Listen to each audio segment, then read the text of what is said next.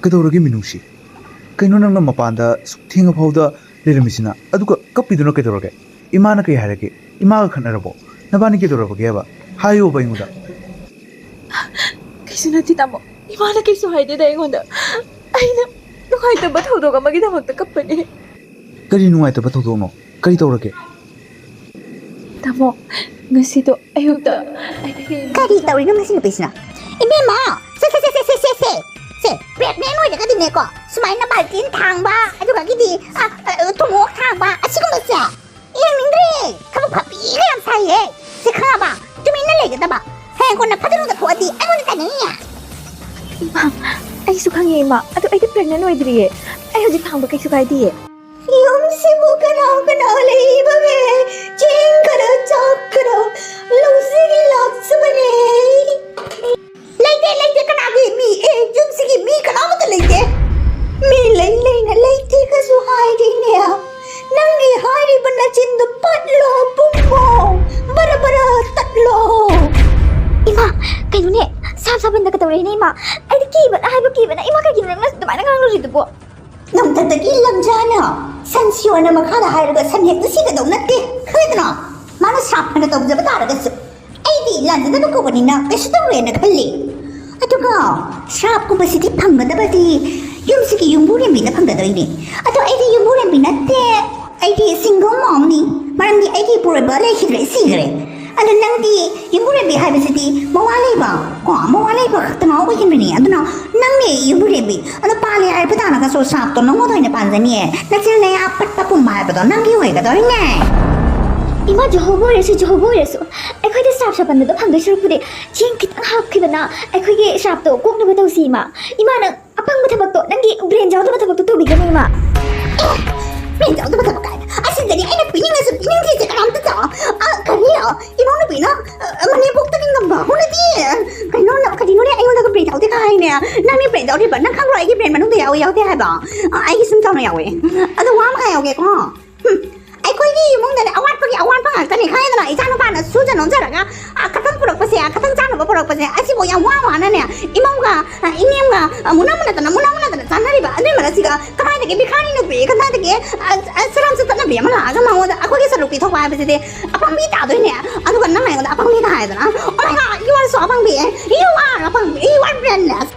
Mani kamu tu kan apa tu sih? Itu ni. Ay mo na kitang debut na. Loy ka na ba do ko na kana jaw ay di sa glamour loy. Ibi ma ja ni bi. Ibi ma sa ram sa tan bi. Bi mo da la ga yung thai bi. Cái đồ ấy nó nè. Sao nghe thằng boy với lấy tao bằng gì tao. Cái gì nè. Lâm tâm gì tao. Ina cái nào con vậy mo ngọc tất phần đó ra con năng quá. Ôi cái là cái năng mà ni cái gì quá. Sao nghe thằng này kẹp gì nó không được ra ba. Ai sao cái này? Sao cái này? Anh muốn cái máy nào anh cái nó. Mà em thì ai trong em lo đi. Thì bé ba. Tụi anh khi khen lại tất cả rồi thế nè. Anh này nó gần tụi anh này sẽ sao vậy sẽ là cái không. Thì sao vậy sẽ là cái này nó gần tụi à. Tao có một tụi nó sẽ phá đi cái này. Ủa sao đi? Nang manggulo rin na. Yung gikari na lang papikari. Sa tibi ang mabunang na anumay ng angba. Ando ay talaga din ang do. Hayang masigo yun. Kani! May masigo yun ka. Nang siyo. Adugi po. Iskari kapto ino tinzile nungdani na tundalay sibu kidrawa ba. Imaso tumnamani. Ay heng dong ngon na huraga ay do lampir sakadui ne ba. Ay bisata ma sakadui ne. Ado ay tabak ma phangi. Masi kamai to we have the hapta ama chupna ai di mafam du da tabak to na le ni aduga ai thangje numi cha halaga doini. Aduna nanga imaga lemnaramuko. Kaino hasibu tamo. Hoi, harabudi phawe maramde tamona thabak sujalakrise matamdi kuire migi yumda khara thabak hag phau khara subi pot khara inbi aduna diharakte tako aduna asmaina company phangna chatpase asi harabudi harawi tamo aisu jaraga de aisu chatke ba ai nama phattabi sigale mina banga moye tamo hoi pare imaga phajan leramuko pare Minungshi Chenbi Isan lupa tu bu ayub tadi uti ne puma pantar hai ba isan lupa tu kan te charim tharam ki roi thabak chato isu hai bati thengzeli Ima makti lampai da ayub man ahugila ka chatre aduga mak laktu isina thangja kudingi lakani hai ima lemina dese ima ka igatene gyantana ingna chingna lemina siko kana bathi Kariya, Mama aingod permission ama laudana. Mama aingod chalu ki e phau hairamdana. Nupi nangna priority ahan ba koina thamlaga. Ma chakhi bajidi kaya phajade na aina nuai ni khaliro ha kaya phajade na karigino Hui ma cha thau ra ima thingi. hai ma tau ngambi mi ki wang di pau khung khung da pe Di ba kung moi company check kre pusa pura ha ni na ba cha. Ibema ngasi thangse numit ni isan pa suna ka ni hai isin do sok chalu chalo Ma ai na tingki thanna ba ising sok jana thanna ba ni ising sok si har ni chalani hafta mukti. ngasi se thangse numit li ai ki khadang pe he hoi la kan khang endra ise isan ba la to ri se ngarang ke amang be isin to amuka ma wada pitak ba amuka lu jahan ba be se ai de ke ya ning ki hari sidi isin pura ma hai do ki ni hore khang endra nang isin thau to chala Parima, imana tu jam haizarabadi nimara thumanbirage. Aiki wakalsina adu yamna nungaikrabada. Ise matadi saktopa yabani ko. La la la la la la. Ibema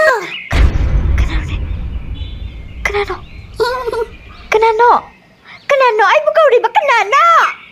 Ibema nahan ay naiyam dalam ba pikhari guni ni man banate mani ne Imana rabi ay kuttadi kai shum leite imada pigataba ay karino imada pigatawrise ay reserve paisa puna magti marang tani ay na mall da chalaga shopping to thuri ba imada pigataba se ay earring and necklace into the piyade ko bikhari na do siya di paksaro ba imana si saru sarang ne tuna paksabe hele Ibema ay kasi iyan maruni garang iyan tong masabugi Wingi mayadi jingo poray ni Ano, Ibema ay naani sa ay necklace pambanate ay necklace na chom earrings kain sa pamjade ay na pambadi saksalu kam tong pagsabasita ni ay gisana ba piyo Chenbi oh imabokti yumthong ga chalaga chara ama amta ni zabi oire bikhari ni oire ima inembok sorry imabok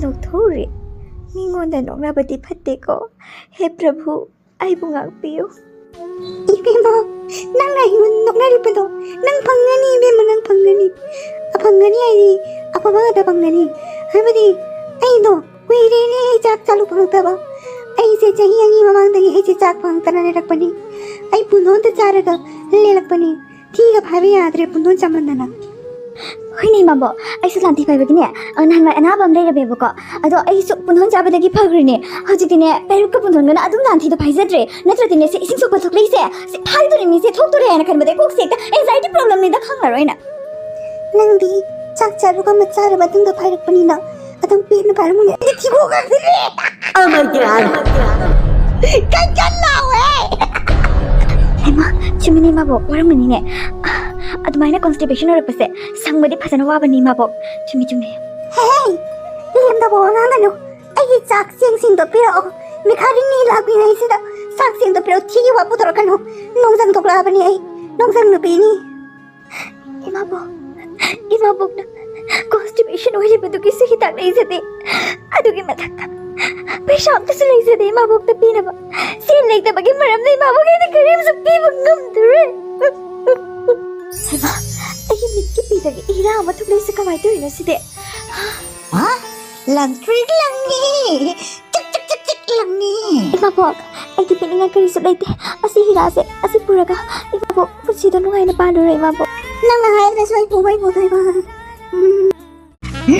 ai mà nang cái gì cái nó này hira hai bữa đi này hira hai bữa đi cái nó khang apa diamond hai bữa đi khang khang mai bikhari khani ne ano kai no si ama yola ga jeng bo sa ma nei ba ya ga dra jeng bo sai bu cái nó na pun si do si đi bo cha ba ya cái này tôi si lo cái su cha ba ya cái đó bông đó đi cô si khang cái đó bo sta đó thì bo sta cái này nang bang đó đi si mai bị mà chao cái ba ratna ni ratna mai do na kripa to bi de yam na phai da ko mau do cái nào nó màu vậy bo cái nào nó nang là màu vậy chứ bo hira se bibi ki ba mau du ni ne ai na ri se na cái nào gì màu cái nào nó nè Bilasini hoigi mamau nupi Minungshi dunine mana kappadane hirase mamittagi kelakpagi wani aduga pire aingonda maki Minungshi thawdar haidebi maki thamoisina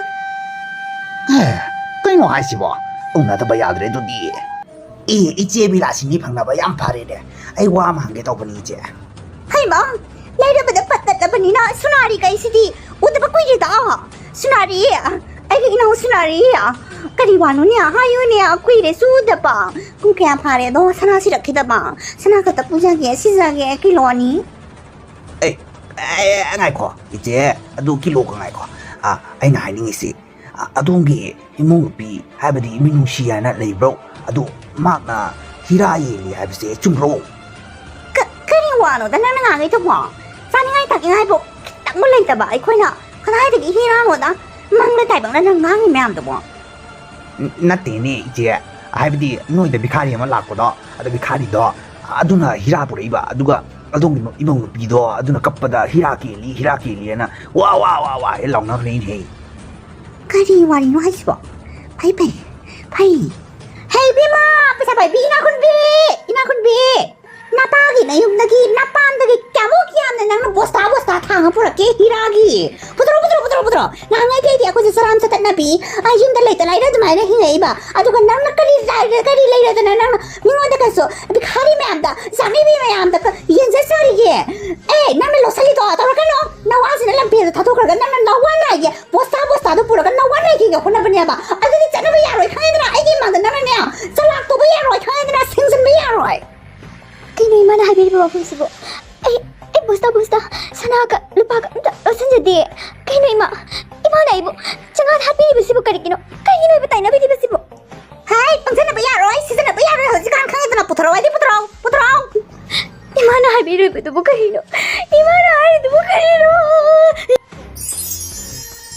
hai ma tari lang da mani mokta cik lang da tari hai ma aju mori jani ibe ma nani buk na ai bisi la lo kan ko adu iso yum sigi ai patau ni thawdam hai bese yam maru ne ai patau da sorry adi taw kan ba ga ta nang na mingon da bigari ga da mi ni charam ta kan bi ga da phana hira pi ra somoi na sigi na kan kan mang ki sai ro yum sigi taw kan ba chek no lai ngoi nung kari kra lai na ba gi da mal ta hira ma ya ma pu thara ibe ma nang kap ga thora pat man ne hausi ma kap kini mana hai sibo kapu hai ga hekta kapya bre ne ai hoji kap ning de kap ning mam ta phau di kariya mi atopa mi nai no pi abi khari e chakni bi ora ga di pakat kap ta hira ga bla ken da ta ta ka siga jung da ga na kap ning de hai sibo kali no nang ka na pa ta tau gi ai na kap tin ya ma ai khodi hira ke na ro hira ke la to se ai thamoi da Minungshi phau na nungshi ba pure feelings ka loi na kappa matam do adu matam da kin loi me hoji ke loi na phur ga ta kin ga dro na hani se ima da nang se Minungshi pok tre singi ne ima da nungshi da ba phau re singi ne ati ti be ma nang hingu na kana tre be ma nang ne ai ne tre da phur ga lang sa ba ta re na la tre sa ibe ma ai na la soi na hari sini nang kappa da hayo na ta ba nang tu re ji ga in tha re mi ima ai sang na su kapu hai ya je ima na ngasai pu ba du da ai pi ku na kang khra male khra kang ba du na karu ya ba ya dre adu di ibe ma nang si ro ne du di ima isime ma ta kre kamai to ni de jum jala ke tu ai adu ni kana ni kidori ni hajikti yam jani ngadi ek to ihai da tare dana mayam su khangbiyo yamna jani ngadi nek na tokpani ai ko ya hanubi na sigi bada ure dana masana tawsaba masana phangjare hajikti ai di diamond necklace and diamond ring siraga punsi se nungane le hauragani To like, share and subscribe.